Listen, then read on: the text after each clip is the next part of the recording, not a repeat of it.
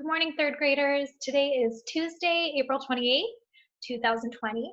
Go ahead and get your student interactive out if you don't have it ready yet. We are only working on 3 pages together today. We'll be working on page 486, 487, and 488. So go ahead and turn to page 486. This first page is all about vocabulary. I'll read it to you. It says, in an informational text, authors often use the subject-specific vocabulary words to explain a topic. When you read about the environment, you will learn scientific words to describe events that affect Earth. My turn. Here's the job that you have to do today, you guys. Choose the 2 vocabulary words from the word bank that match the definitions in each box. Then use both words in a sentence that show how they are connected. So you have your word bank with 4 of your words from this week: surface, landforms, processes, and damaging. You can see that the words landforms and surface have already been used. Let's go ahead and look at this example. So the topic is describes Earth. How do we describe the Earth? Well, landforms are Earth's natural features of Earth's surface. The surface means the outside or outermost part of the Earth. So how could I use those words in a sentence together? The example states that the surface of the Earth is covered with landforms. So what you need to do is take a look at these definitions and figure out what word matches the definition. So we've already used landforms and surface, which means the 2 words that you have left are processes and damaging. So harming or dangerous. Would harming or dangerous be processes or damaging? Something that harms you or is dangerous is damaging. So you should write damaging on the top line. That means this definition has to match the word processes, but let's read it anyways. Series of actions that happen over time. Those are processes, okay? It's actions that occur over time, not just right at once, it's over time. So your sentence, think for a minute and see if you have an idea. My example sentence says, some processes in nature cause damaging events such as earthquakes. So that process in nature can cause these damaging events. Be thinking about that. One thing happens, it leads to another. That's going to help us with one of our questions on the next page. When you're ready, turn the page to take a look at our check for understanding. We're on page 487. 487. So of course you need to be looking back at the text to answer these questions, but I will be giving you some hints and letting you know where in the text you can find the answers.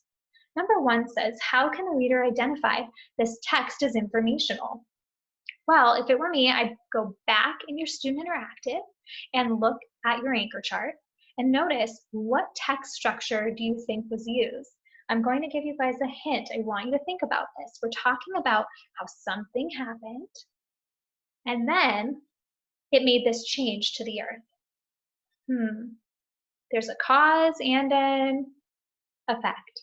So if you want to write something about how, you can tell that this text has a cause and effect structure. That allows you to understand that the text is informational. When you're ready to move on, let's do number 2. It says, what's the most likely reason that the author included a diagram of the layers of Earth? Why would the author include this? What was the author trying to show you? Remember, a diagram is a picture with labels. And so if it were me, I would turn back to page 477, and you can take another look at that diagram with the layers of the Earth. It's on page 477. All right, let's move on. Question number 3. What would happen if a landslide began on a high hill during heavy rains? Base your explanation on what you read in the text. So you can find this in the text on page 480 in paragraph 7. You'd go back to the text and reread. You should be able to come up with an answer by rereading on page 480, paragraph 7. Last but not least, number 4. What evidence from the text would you use to support the claim that earthquakes, volcanoes, and landslides can change the Earth? We know that all of those natural disasters can change the Earth, but how do we know?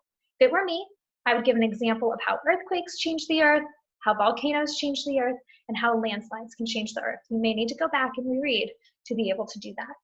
All right, let's move on.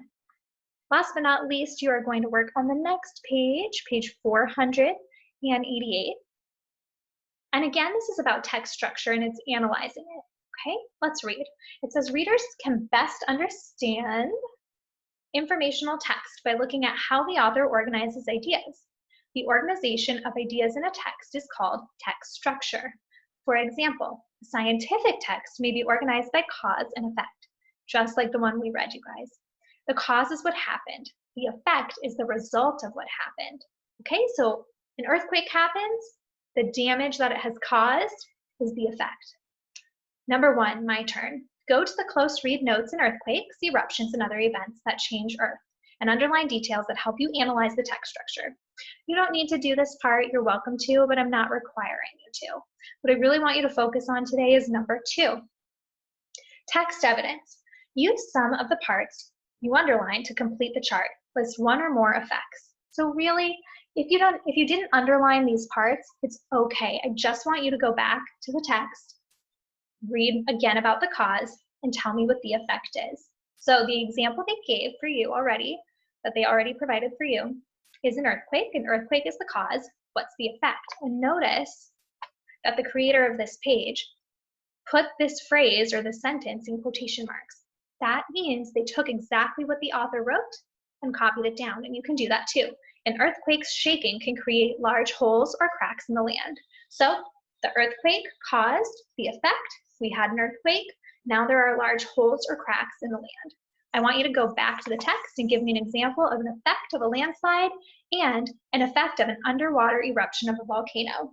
Again, today you're working on page 486, page 487, and page 488. Please reach out if you need me, and I'll be available to help you. I miss you guys. Have a great day.